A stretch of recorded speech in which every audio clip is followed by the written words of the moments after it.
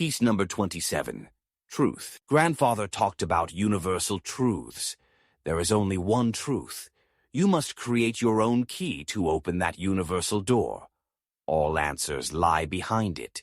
Grandfather respected universal truths. He talked a great deal about this. Truths are never ephemeral.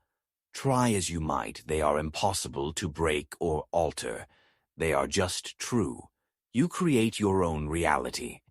This, of course, does not mean that you can necessarily alter your physical reality.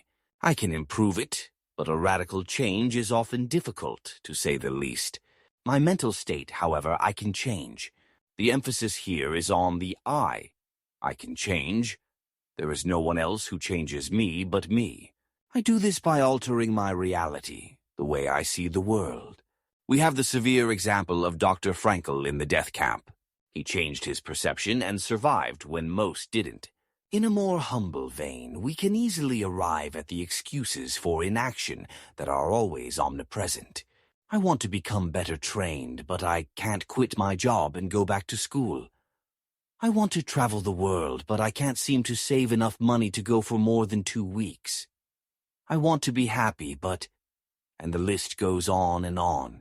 The one thing the lives of iconic people communicate is that they overcame all imagined or real challenges through determination and, of course, hard work.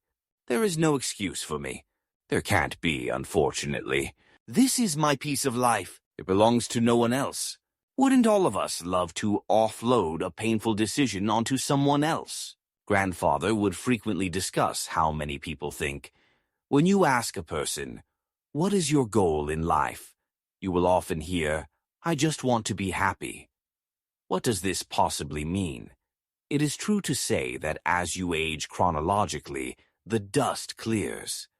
What appeared to be so very distressing and upsetting 20 years ago has now faded in the fog of memory. Is that not the way it should be? We gain experience in the world over time.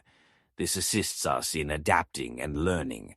If someone strikes my thumb with a hammer, I react in pain and anguish, often using specialized language to express myself. I would usually not be tempted to place myself in the same circumstance a second time, I hope. That cannot be construed as happiness, however. Aristotle tells us, "He is happy who lives in accordance with complete virtue and is sufficiently equipped with external goods, not for some chance period, but throughout a complete life." Thus, in this definition, happiness is a process, not an arrival. It is then possible to experience a bit of sadness on a given day without feeling that your overall journey has been suspended. The answer to the question, therefore, should be framed in more concrete terms. I want to discover a goal or life mission that will minimize my personal angst and maximize my joy. 2 mountain climbers recently perished attempting to climb Nanga Parbat, the world's 9th highest mountain. In this definition, they died in a state of happiness because they were doing what they loved. The one man's mother, Alison Hargreaves, was a famous international climber who conquered Mount Everest. Her motto was, "It is better to have lived one day as a tiger than to have lived 1,000 days as a sheep."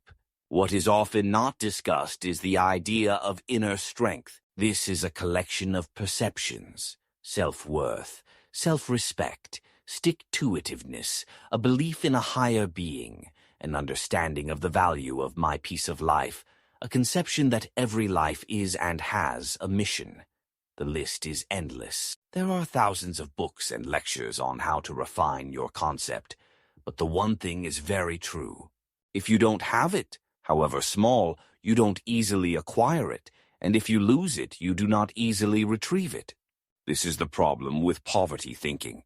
If I think I am poor, I am. If I think I will achieve nothing in life, I will achieve nothing. Guaranteed. Thankfully, most feel that we have, at least, a kernel of value. It is our job as human beings to ferret it out in everyone. As educators, teachers, parents, and students, we must talk to people. The terrible atrocities that occur in the world are often perpetuated by people who find their dignity through violence.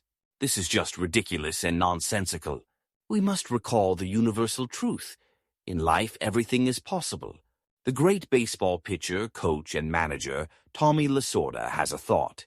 The difference between the impossible and the possible lies in a man's determination.